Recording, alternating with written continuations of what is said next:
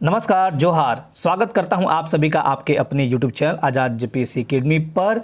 आज है Jharkhand GS test 3। इसके तहत मैं आपके डिमांड पर 50 प्रश्नों को लाया हूं जो आपके 7 जेपीएससी एग्ज़ाम के दृष्टिकोण से बहुत ही महत्वपूर्ण और उपयोगी सिद्ध होगा। साथ ही साथ झारखंड की तैयारी कर रहे तमाम अभ्यर्थियों के लिए ये बहुत कारगर सिद्ध होगा।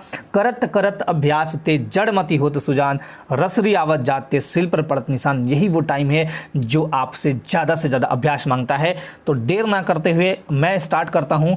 लेकिन आपको करना ये है कि मैं यहाँ पे 50 प्रश्न दूंगा, 4 ऑप्शंस देंगे, उसके दिखेंगे आपको कमेंट बॉक्स में जाके फटाफट आंसर देते रहना है। तो चलिए, आज का पहला प्रश्न आपके स्क्रीन पर रहा। ये महात्मा गांधी पहली बार झारखंड कब आए थे? आए तो थे, लेकिन कब आए थे ये बताना है आपको। तो फटाफट आंसर कीजिए कमेंट बॉक्स में। पहला का उत्तर जो होगा वो होगा बी, 4 जून 1917। एक व्यक्ति थे जिनका नाम था श्याम कृष्ण सहाय। उन्हीं के कहने पे झारखंड में पहली बार महात्मा गांधी आए थे। चलिए दूसरे प्रश्न की तरफ चलते हैं। झारखंड के किस जिले में आदिवासी जनसंख्या सबसे अधिक है? लेकिन आपको बताना है इस ऑप्शंस के हिसाब से। बताइए, फटाफट आंसर दीजिए। दिमाग में तो आपके आ रहे होंगे रांची, है ना। चलिए, आदिवासी जनसंख्या पूछा है सबसे ज़्यादा कहाँ पे है, तो इस ऑप्शंस के हिसाब से ये है पश्चिमी सिंहभूम, और ये आपके एग्जाम्स में क्वेश्चन पूछे जा चुके हैं। लेकिन यहाँ पे आपको बता दूं, रांची में सबसे ज़्यादा आदिवासी जनसंख्या है, ठीक है। और रांची में सबसे ज़्यादा आदिवासी जनसंख्या है तो कितना है? तो 10 लाख, ठीक है, 10,42,016 ये है। लेकिन दूसरे नंबर पे कौन आता है? तो दूसरे नंबर पे आता है पश्चिमी सिंहभूम, जहाँ की आबादी है एसटी आबादी, ठीक है, 10,11,296। ये भी आप याद कर रख लीजिएगा या नोट कर लीजिएगा। आज के तीसरे प्रश्न की तरफ चलते हैं। झारखंड का सबसे बड़ा water park Birsa fun city water park की शुरुआत किस स्थान पर की गई है? बताइए। रांची, गालूडी, धनबाद या सिंदरी? इसका आंसर दीजिए फटाफट। तो इसका जो राइट आंसर होगा वो होगा बी, यानी गालूडी। क्या आंसर होगा इसका? गालूडी, है ना, गालूडी। अब इसका राइट आंसर गालूडी जिनका भी आ रहा है, वेरी गुड। अब आपको बता दूं कि ये है गालूडी है जमशेदपुर में, और जमशेदपुर से कितना दूर है? तो लगभग 30 किलोमीटर दूरी पे है।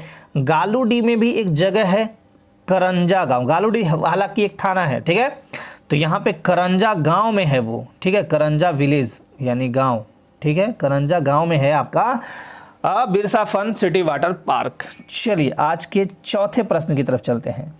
झारखंड क्षेत्र में राज्य निर्माण की प्रक्रिया शुरू करने का श्रेय किस व्यक्ति को जाता है? वेरी इंपॉर्टेंट क्वेश्चन, बताइए इसके उत्तर। तो इसका जो उत्तर होगा वो होगा ऋषा मुंडा, जिनका भी आ रहा है, वेरी गुड, है ना, ऋषा मुंडा, वेरी गुड। अगले प्रश्न की तरफ चलते हैं, और अगले प्रश्न में आपके जो यहाँ पे डाउट्स हैं वो भी क्लियर हो जाएंगे। ऋषा मुंडा ने किसे मुंडाओं का शासक नियुक्त किया था? ये देखिए, बहुत प्यारा क्वेश्चन। ऋषा मुंडा ने किसे मुंडाओं का शासक नियुक्त किया था? तो यहाँ पे जो उत्तर हैं वो होंगे, चलिए कुछ लोग बहुत अच्छा, सी। इसका जो राइट आंसर होगा वो होगा सी। छठे प्रश्न की तरफ चलते हैं। आज का छठा प्रश्न रहा आपके स्क्रीन पर, ये झारखंड क्षेत्र में उरांव जनजाति का आगमन कहां से माना जाता है? सोच समझ के उत्तर देना है आपको। चलिए फटाफट आंसर कीजिए। असम, हिमालय क्षेत्र, मध्य एशिया या दक्षिण भारत? तो इसका जो आंसर जिनका भी डी आ रहा है, वेरी गुड, इसका आंसर डी होगा दक्षिण भारत से। असम से तो आए नहीं थे, हिमालय क्षेत्र से भी नहीं, मध्य एशिया से तो आर्य लोग आए थे, है ना। चलिए अगले प्रश्न यानी 7 नंबर की तरफ चलते हैं। हाल में मरांगोम के यानी जयपाल सिंह मुंडा की कौन सी पुण्यतिथि मनाई गई है? ये आपको बताना है। मरांगोम के, जिन्हें कहते हैं जयपाल सिंह मुंडा। तो 7 का आंसर जिनका भी ए है, वेरी गुड। चलिए यहाँ पे मैं बता देता हूँ, 3 जनवरी 1903 को खूंटी में, खूंटी जिला है ना, खूंटी जिले के टकरा गांव में इनका जन्म हुआ था, टकरा गांव में, ठीक। लेकिन इनकी मौत कब हुई थी? तो मौत हुई थी 23 मार्च, है ना, 1970 को हुआ था इनका मौत। 1970 को दिल्ली में ब्रेन हेमरेज की वजह से इनकी मौत हुई थी, ठीक। तो इनका जो हाल ही में पुण्यतिथि मनाया गया वो था 51वां। अगले प्रश्न 8वें प्रश्न की तरफ चलते हैं। टोटल नागपुरी और आधुनिक नागपुरी पुस्तक के लेखक कौन है? यहाँ पे ऑप्शन है महेश सोलंकी, बिरसा राव, डॉक्टर सुधीर कुमार राय या लीलामी देवी। तो 8वां का जिनका भी आंसर आ रहा है फटाफट सी, वेरी गुड। इसका जो राइट आंसर होगा वो होगा सी, यानी डॉक्टर सुधीर कुमार राय हैं टोटल नागपुरी और आधुनिक नागपुरी पुस्तक के लेखक। 9वें प्रश्न की तरफ चलते हैं। 9वां प्रश्न कहता है सफा होड़ आंदोलन का नेतृत्व किसने किया था? तो 9वां का जो उत्तर होगा, चलिए कुछ लोग तो बहुत अच्छा कर रहे हैं, लाल हेम्ब्रम। इसका जो राइट आंसर होगा वो होगा लाल हेम्ब्रम, ए ऑप्शन, ठीक है। 10वें प्रश्न की तरफ चलते हैं। झारखंड में बिरसा कृषि विश्वविद्यालय रांची किस प्रकार के आपदा के लिए कार्य कर रहा है? ये मैं आपदा प्रबंधन में ऑलरेडी पढ़ा चुका हूँ, ठीक है। तो चलिए इसका राइट आंसर बताइए। हाँ ठीक है, बी, ए। इसका जो राइट आंसर होगा वो होगा बी। कुछ का ए भी आ रहा है, बी भी आ रहा है ना। चलिए वेरी गुड। अगले प्रश्न की तरफ चलते हैं, आज के 11वें प्रश्न की तरफ। झारखंड के किस सांसद को तीसरी बार संसद रत्न अवार्ड मिला है? मन में आ रहा होगा कि ये संसद रत्न अवार्ड क्या होता है ना। लेकिन 2020 से सम्मानित किया गया है एक व्यक्ति हैं जिनका नाम है, ऑप्शन सी में दिख रहा होगा, निशिकांत दुबे। निशिकांत दुबे ये हैं गोड्डा के बीजेपी सांसद, गोड्डा क्षेत्र से, ठीक है, बीजेपी पार्टी के ये हैं सांसद। और अगर मैं बात करूं संसद रत्न अवार्ड की, तो इसकी स्थापना, संसद रत्न अवार्ड की स्थापना 2010 में हमारे भारत के मिसाइल मैन अबुल पकीर जैनुल आबदीन अब्दुल कलाम यानी एपीजे अब्दुल कलाम साहब ने किया था, ठीक है। आज का 12वां प्रश्न ये कहता है 1857 की क्रांति में संपूर्ण सिंहभूम क्षेत्र में क्रांतिकारियों के प्रमुख नेता कौन थे? तो 12वां प्रश्न देखिए, स्क्रीन पे आपके ऑप्शंस दिख रहे होंगे और इसके उत्तर फटाफट दीजिए। तो इसका उत्तर जिसका भी आ रहा हो, बी ऑप्शन। बी ऑप्शन में क्या है? अर्जुन सिंह, वो वेरी गुड, बी। इसका जो राइट आंसर होगा वो होगा बी। आज के 13वें प्रश्न की तरफ चलते हैं। यूल रूल, मैंने ये पढ़ाया है, यूल रूल दिमाग लगाइए, दिमाग पे जोर दीजिए, आपको ऑलरेडी उत्तर मिल जाएगा। यूल रूल 1956 है ना, झारखंड के किस क्षेत्र के लिए लागू किया गया था?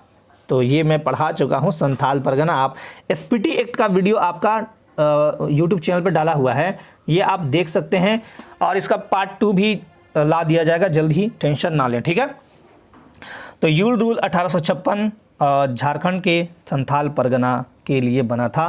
संथाल परगना जो एक प्रमंडल है, इसमें 6 जिले हैं और इसका पुराना नाम क्या था? नरीखंड। ये भी क्वेश्चंस पूछे गए हैं, इसका पुराना नाम क्या था? मैं यहाँ पे फिर से लिख देता हूँ, नरीखंड, है ना, नरीखंड। थोड़ा लिखने में प्रॉब्लम हो रहे हैं, हालांकि कोई नहीं, नरीखंड।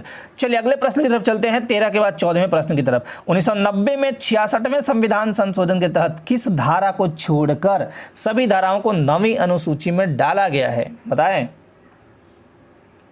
इसका जो राइट आंसर होगा वो बताइए।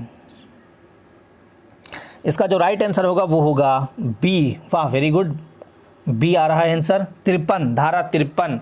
14 का जो राइट आंसर होगा वो होगा बी, धारा 53। आज के 15वें प्रश्न की तरफ। Bihar schedule area regulation act कब पारित किया गया?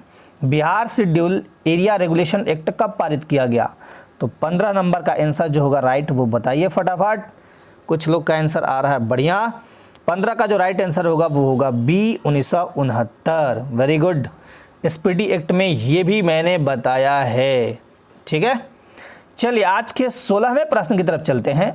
लगान या उस पर देय ब्याज या दोनों के भुगतान करने पर रसीद प्राप्त होगी। यानी आप जब लगान दीजिएगा यानी टैक्स दीजिएगा या उस पर जो ब्याज है, ठीक है ना, वो दीजिएगा तो आपको रसीद प्राप्त होगी। लेकिन रसीद ना मिले तो इसकी शिकायत आप किससे कर सकते हैं? बहुत ही प्यारा क्वेश्चन और ये आप सभी को जानना चाहिए। तो इसका जो शिकायत है वो हम डीसी से कर सकते हैं। जिनका भी आंसर डीसी है, वेरी गुड, बहुत बढ़िया। चलिए आज के अगले प्रश्न की तरफ चलते हैं। 1902 ईस्वी में पहला सर्वे कहां से प्रारंभ हुआ था? 17 नंबर क्वेश्चन का आंसर बताइए कि 1902 ईस्वी में पहला सर्वे कहां से प्रारंभ हुआ था। देखिए क्वेश्चन थोड़ा सा लॉजिक है, लॉजिक लगाइए। ये आंसर हटाना भी सीखिए। रामगढ़ में तो कुछ खा ही नहीं, कुछ तमाड़ के लिए था ही नहीं, अब सिंहभूम बचता है, थोड़ा डाउट हो रहा है। छोटा नागपुर, अच्छा ये तो सीएनटी एक्ट मैंने पढ़ा है, तरुण सर ने तो ये पढ़ाया है सीएनटी एक्ट। तो सीएनटी एक्ट में मैंने क्या बताया था? 2 सर्वे हुआ था, है ना। हुआ था ना ट्रैवर्स सर्वे और कैडस्ट्रल सर्वे, तो उसी में तो है। तो आंसर आपका क्या होगा? 17 का आंसर राइट आंसर डी। जिनका भी डी है वेरी गुड, बहुत बढ़िया, बहुत अच्छा कर रहे हैं आप। तो ये होगा छोटा नागपुर। आज का 18वां प्रश्न आपकी स्क्रीन पे रहा, ये निम्न में से किसी हॉकी का आयरन मैन कहा जाता है? ठीक है, हॉकी का आयरन मैन कहा जाता है, तो इसका आंसर बताइए फटाफट। चलिए आंसर ठीक आ रहा है, सिल्वानुस डुंगडुंग। इसका जो राइट आंसर होगा वो होगा ए, यानी सिल्वानुस डुंगडुंग। 18 का आंसर। 19 प्रश्न पे चलते हैं। झारखंड सरकार ने अपने एक नए प्रतीक चिन्ह का अनावरण कब किया? ठीक है, झारखंड सरकार ने अपने नए प्रतीक चिन्ह का अनावरण कब किया? तो ये किया था, ये डेट था 15 अगस्त 2020 को। नया हमारा प्रतीक चिन्ह आया है ना।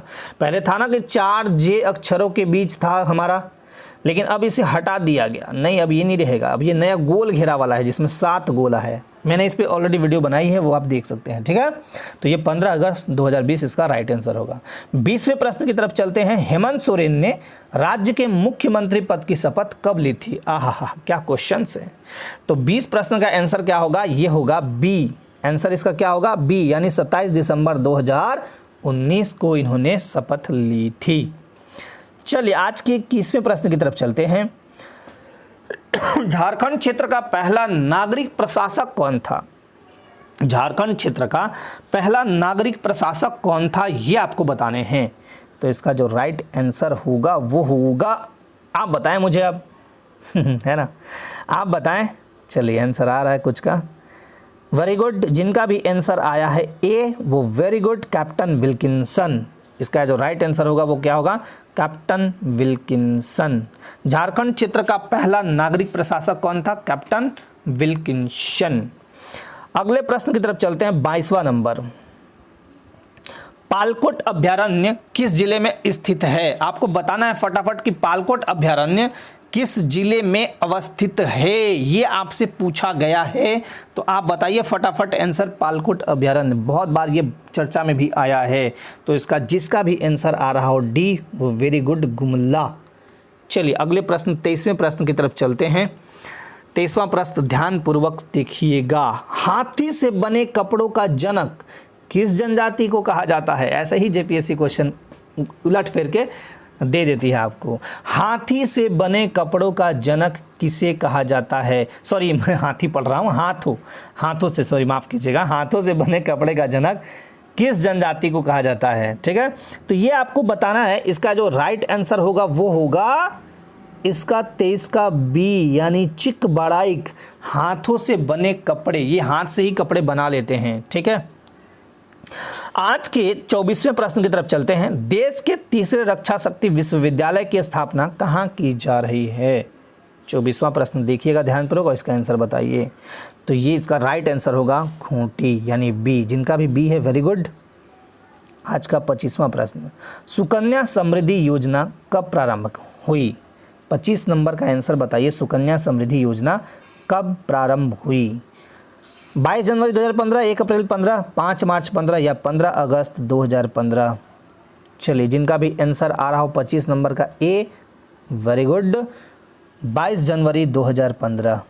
अगले प्रश्न की तरफ 26वां, झारखंड रेशम तकनीकी विकास संस्थान कहाँ स्थित है? रांची, गुमला, चाईबासा या कोडरमा? रेशम तकनीकी विकास संस्थान के बारे में पूछा है, तो आपको इसका आंसर जिसका भी आ रहा है सी, वेरी गुड। चलिए आज के 27वें प्रश्न की तरफ चलते हैं। उसरी जलप्रपात किस जिले में अवस्थित है? ठीक है, उसरी जलप्रपात किस जिले में अवस्थित है आपको बताने हैं, फटाफट बताइए। 27 नंबर का आंसर जिनका भी बी आ रहा है गिरिडीह, वेरी गुड।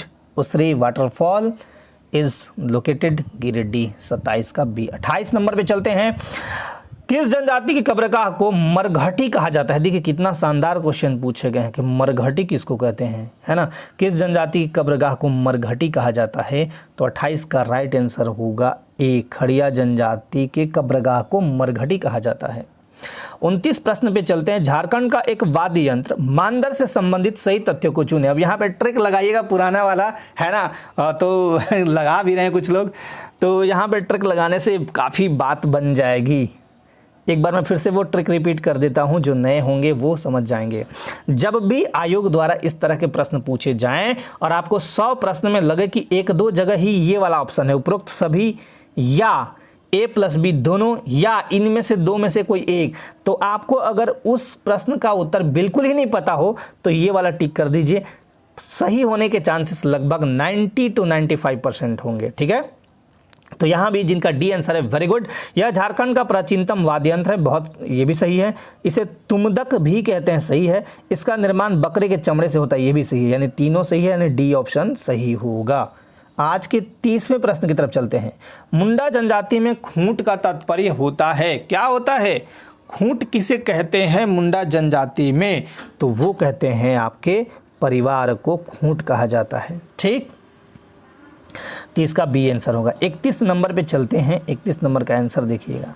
माझी शासन व्यवस्था में माझी की अनुपस्थिति में, यानी मान लीजिए माझी नहीं है तो उसके कार्य किसके द्वारा संपन्न किए जाते हैं? इसको यूं समझ लीजिए कि यदि राष्ट्रपति नहीं है, इस्तीफा दे दिया या डेथ हो गया या महाभियोग द्वारा हटाया गया, तो उसके जगह पे काम कौन करता है? यानी उपराष्ट्रपति काम करते हैं। तो यहाँ पे आंसर आप दीजिए फटाफट। 31 नंबर का जो राइट आंसर होगा, कुछ लोग यहाँ गड़बड़ कर रहे हैं, वो होगा प्रमाणिक। अब देखिए प्रमाणिक को क्या कहते हैं? उपमांझी भी कहते हैं, याद रखिएगा। शासन व्यवस्था जाके देखिएगा, वीडियो जो वहाँ भी बताए गए हैं। उपमांझी भी कहते हैं, और जब ये माझी शासन व्यवस्था में माझी नहीं रहता है तो उसके काम कौन करते हैं? प्रमाणिक करते हैं। चलिए, जिनका भी सी उत्तर है, वेरी गुड, बहुत आप कंसंट्रेट होके आप टेस्ट दे रहे हैं। 32 नंबर पे चलते हैं। हजारीबाग का जतिन बाघा किसे कहते हैं? अब हजारीबाग का जतिन बाघा ढूंढिए, इसमें कौन है? दुर्गादास बनर्जी, ज्योतिपंत राय, राम विनोद सिंह या ठाकुर विश्वनाथ? इसका जो राइट आंसर, जिनका भी सी आ रहा है, वेरी गुड, राम विनोद सिंह। ठीक है, चलिए 32 की बात 33 नंबर क्वेश्चन पे चलते हैं। झारखंड के किस राज्यपाल की आत्मकथा पगडंडी से शहर तक है? क्या है? पगडंडी से शहर तक। ये किसने लिखा है? तो आपको 33 नंबर का उत्तर बताना है। ये होगा सैयद अहमद। मैंने राज्यपाल वाले क्लास में ये बताया है। ठीक है, और सैयद अहमद के बारे में आपको बता दें कि ये झारखंड के 8वें राज्यपाल रहे हैं। ठीक, और 9वें कौन थे? तो द्रौपदी मुर्मू। 10वें और वर्तमान कौन है अभी? तो रमेश बैस। ठीक है, ये भी बात आप याद रखिएगा। आज के 34 नंबर प्रश्न की तरफ चलते हैं। संविधान के किस अनुच्छेद के तहत राज्यपाल अध्यादेश जारी कर सकता है? बताइए फटाफट आंसर। तो इसका जो राइट आंसर होगा वो होगा 34 का, जिनका भी उत्तर सी आ रहा है, वेरी गुड, सी यानी 213। और आर्टिकल 123 के तहत राष्ट्रपति अध्यादेश जारी करते हैं, ये भी याद रखिएगा। ठीक है, राष्ट्रपति अध्यादेश जारी करते हैं। चलिए आज के 35वें प्रश्न की तरफ चलते हैं। झारखंड का प्रथम वाईफाई सेवा शुरू होने वाला स्टेशन कौन सा है? प्रथम वाईफाई सेवा उस स्टेशन पे हुआ था, वो स्टेशन कौन सा है? तो 35 का आंसर, जिनका भी आ रहा हो ए, वो बेहद जिनका भी उत्तर ए आ रहा, वेरी गुड, ए इसका राइट आंसर यानी रांची होगा। ठीक है, 35 का उत्तर क्या होगा? यानी यहाँ पे जो क्वेश्चन पूछा गया है कि झारखंड का प्रथम वाईफाई सेवा शुरू होने वाला स्टेशन कौन सा है, तो वो होगा रांची। 36 नंबर प्रश्न की तरफ चलते हैं। झारखंड निवासी ललित मोहन राय बहुत चर्चा में रहते हैं और इनसे संबंधित प्रश्न आयोग कई बार पूछ चुकी है, जेपीएससी और जेएसएससी। ठीक है, तो इनका बताना है कि ये किस क्षेत्र से जुड़े हुए हैं, बताइए। इसका राइट आंसर बताइए फटाफट। तो इसका जो राइट आंसर होगा वो होगा चित्रकला। वाह, वेरी गुड, बहुत लोगों के ए आ रहे हैं। 37 नंबर प्रश्न की तरफ चलते हैं। राज्य की कार्यपालिका का वास्तविक प्रधान कौन होता है? गड़बड़ मत कीजिएगा यहाँ पे। राज्य की कार्यपालिका का वास्तविक प्रधान कौन होता है? देखिए यहाँ पे होने लगा है ना। तो देखिए, जब भी पूछा जाए कि कार्यपालिका का प्रधान केवल पूछा जाए तब तो होगा गवर्नर, लेकिन वास्तविक यानी रियल हीरो पूछा गया है वो होंगे मुख्यमंत्री। और रियल हीरो वास्तविक प्रधान के बारे में बात की जाए तो ये तो होती है एक्चुअली मंत्रिपरिषद, क्योंकि मंत्रिपरिषद इसके शक्तियों का, राज्यपाल की शक्तियों का वास्तविक प्रयोग मंत्रिपरिषद करती है, और इसी का जो हेड होता है वो होता है सीएम। ठीक, तो इसका जो राइट आंसर होगा वो क्या होगा? सीएम यानी मुख्यमंत्री, जिनका भी बी है, बहुत अच्छा। आज के 38वें प्रश्न की तरफ चलते हैं। मुंडा उलगुलान का तात्कालिक कारण क्या था? 1857 के विद्रोह का तात्कालिक कारण क्या था, है ना। तो उसी तरह यहाँ मुंडा उलगुलान के बारे में पूछा गया है। चलिए इसके आंसर बताइए फटाफट।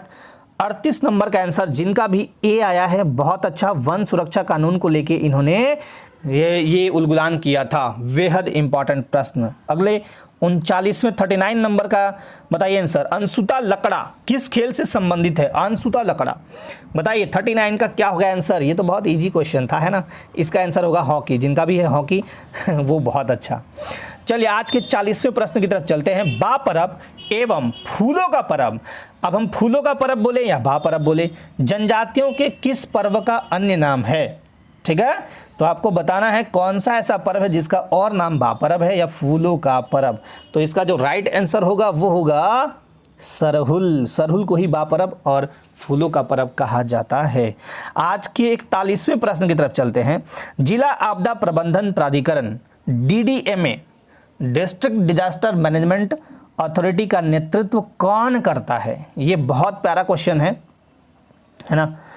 और जिला प्रबंधन से आपके एग्जाम्स में प्रश्न 5 पूछे जाएंगे, 10 अंक के लिए। तो 41 का आंसर होगा।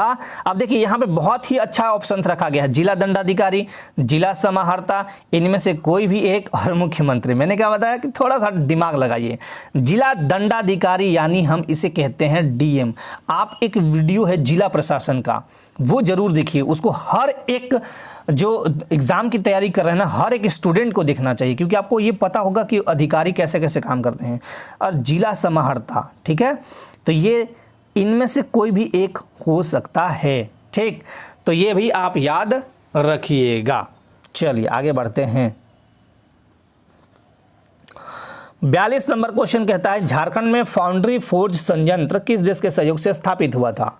बताइए, बहुत ही सिंपल क्वेश्चन है। 42 का उत्तर बताइए। रूस, जर्मनी, ब्रिटेन या चेकोस्लोवाकिया?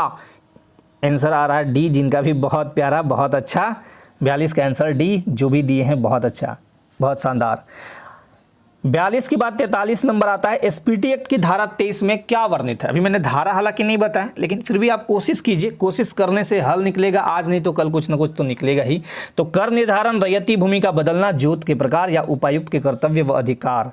SPT एक्ट बताने हैं आपको, धारा 23। तो इसका होगा रैयती भूमि का बदलना, रैयती भूमि को बदला बदली कर सकते हैं। चलिए, तो 43 का बी। 44 नंबर क्वेश्चन पे चलते हैं। किस अनुसूचित जाति में सबसे कम साक्षरता दर है? ठीक है, तो यहाँ पे 44 का आंसर दीजिए फटाफट। तो 44 का आंसर होगा सी, जिनका भी सी आ रहा हो वेरी गुड, भूया। 45वें नंबर पे चलते हैं। मनरेगा के तहत कितने प्रतिशत, यहाँ पे प्रतिशत होगा, कितने परसेंट, है ना, कितने परसेंट में कर दे रहा हूँ। क्वेश्चन को फिर से पढ़ लीजिएगा, मैं पढ़ा देता हूँ। मनरेगा के तहत कितने प्रतिशत रोजगार महिलाओं के लिए आरक्षित हैं? कितने प्रतिशत? 25%, 30%, 33% या 50%? ये आपके ऑप्शन हैं। ठीक है, तो 45 का जो सी आंसर जिनका भी आया है वेरी गुड, 33% आंसर होगा। ठीक, और एक चीज़ और याद रखिएगा मनरेगा के बाद कि पंचायती राज व्यवस्था में जो है, पंचायती राज में, मतलब शॉर्ट में लिखता हूँ, वहाँ पे महिलाओं को 50% आरक्षण है। चलिए 46 नंबर क्वेश्चन की तरफ चलते हैं। झारखंड अंतरिक्ष उपयोग केंद्र कहाँ स्थित है? अब ये झारखंड में पूछा गया है, बताइए फटाफट। 46 का आंसर क्या होगा? जिनका भी ए है वेरी गुड, रांची। आज का 47वां प्रश्न। राजमहल के क्षेत्रों में कौन सी मिट्टी पाई जाती है? ये मिट्टी वाले क्लास में मैं बता चुका हूं, बताइए फटाफट। राजमहल वाले क्षेत्र में कौन सी मिट्टी है? तो यहाँ पे लाल, काली, अभ्रखीय लाल या लैटेराइट? चलिए वाह, जिनका आंसर बी आ रहा है वो बहुत अच्छा, काली मिट्टी। यहाँ और काली मिट्टी से याद रखिएगा कपास की खेती के लिए यानी कॉटन की खेती के लिए बहुत ही उपयुक्त मानी जाती है। तो काली मिट्टी को बोलते हैं, काली मिट्टी को हम बोलते हैं रेगड़ या रेगुड़, रेगड़ या रेगुड़ या रेगर भी कहते हैं, रेगुर भी कहते हैं। ठीक है, बात एक ही है। 48 नंबर क्वेश्चन पे चलते हैं। SPT एक्ट 1949 में कब राज्य सरकार ने संशोधन करके जमीन मालिक को अपनी जमीन की प्रकृति बदलने का अधिकार दिया? जैसे मान लिया जाए कोई जो व्यक्ति है, जमीन का मालिक है, वो एक ज़मीन पे खेती करता है तो खेती ही करेगा और कोई काम नहीं करेगा, लेकिन ऐसा कब किया गया जो उस खेत पे व्यावसायिक उपयोग भी कर सकता है, मतलब कोई बिजनेस चला सकता है, कुछ भी कर सकता है। तो ये कब किया गया था? तो इसका आंसर बताइए फटाफट। ये 48 क्वेश्चन है, इसका आंसर जो होगा वो होगा डी यानी 2016 में संशोधन करके बोला गया कि आप अपने जमीन की प्रकृति को बदल सकते हैं। आज का 49वां प्रश्न, सीएनटी एक्ट के यहाँ पे थोड़ा सा सुधार लेना है। अध्याय 3 में, यहाँ पे मैं लिख दे रहा हूँ अध्याय 3, ठीक है, यहाँ पे अध्याय 3, सीएनटी एक्ट के अध्याय 3 में किसका उल्लेख है। अब अध्याय 3 बताना है आपको। तो 49 का जिनका भी आंसर आ रहा है ए, भूधारक, बहुत अच्छा, इसका जो राइट आंसर होगा वो होगा भूधारक। अध्याय 3 में किसका उल्लेख है, भूधारक, ठीक है। और आज का अंतिम प्रश्न आपके स्क्रीन पे रहा, ये सीएनटी एक्ट का ब्लूप्रिंट किसने तैयार किया था। Thomas Wilkinson, Hoffman, Ernest Backer या सभी। यहाँ पर डी नहीं लगाने हैं, डी मत लगाए, डी को छोड़ दीजिए, है ना। इसके जो थे वो थे हाफमैन। सीएनटी के ब्लूप्रिंट बनाने वाले कौन थे, हाफमैन, ठीक है। तो ये था आपका 50 प्रश्न का श्रृंखला। मैंने आपसे जो वादा किया था कि मैं जल्द ही एसपीटी एक्ट दूंगा, मैंने दे दिया। आपका काम है कि ज़्यादा से ज़्यादा उसको पढ़ना है, आपको ज़्यादा से ज़्यादा उसको समझना है, फ़ायदा लेना है। इसका जो सेकंड पार्ट है वो भी आपको वीडियो अपलोड कर दिया जाएगा, जिसमें आपका एक्ट होगा और अध्याय यानी चैप्टर होंगे। आप सभी दिन रात अब मेहनत कीजिए। 19 सितंबर का डेट आ चुका है, आयोग नोटिफिकेशन दे दी है कि हम तैयार हैं 19 सितंबर को आपके परीक्षण के लिए। तो आप अपना परीक्षण कराने के लिए भी रेडी रहिए और अपनी तैयारी को गति देते रहें, अपने मार्ग पे सतत चलते रहें। किसी का बात नहीं सुनना है आपको, केवल बेहतर तैयारी करते जाना है। यहाँ से जो भी सपोर्ट हो कोशिश करेंगे कि आपको मिलती रहे। लास्ट में आपको बता दूं कि आज मेरी थोड़ी तबीयत खुद ही ठीक नहीं लग रही है, फिर भी मैंने आपके लिए सब कुछ अरेंज किया, वीडियो शूट किया। मैंने बोला कि नहीं, एग्ज़ाम का टाइम है, ठीक है। तो आप सभी भी लगे रहिए, थोड़ी चीज़ों को मैनेज कीजिए, मैनेज करना सीखिए, है ना। और साथ ही साथ लगे रहिए। बाकी कुछ नहीं करना है आपको, केवल मेहनत करना है, रिवाइज करना है। और मैं ये सीरीज आपको कैसा लग रहा है ये भी आप एक बार बताइएगा, है ना, ताकि मैं इसे कंटिन्यू कर सकूँ। तो आज के लिए आप सभी को बहुत बहुत धन्यवाद। आप अपने लाइफ में स्वस्थ, मस्त और व्यस्त रहिए। जय हिंद।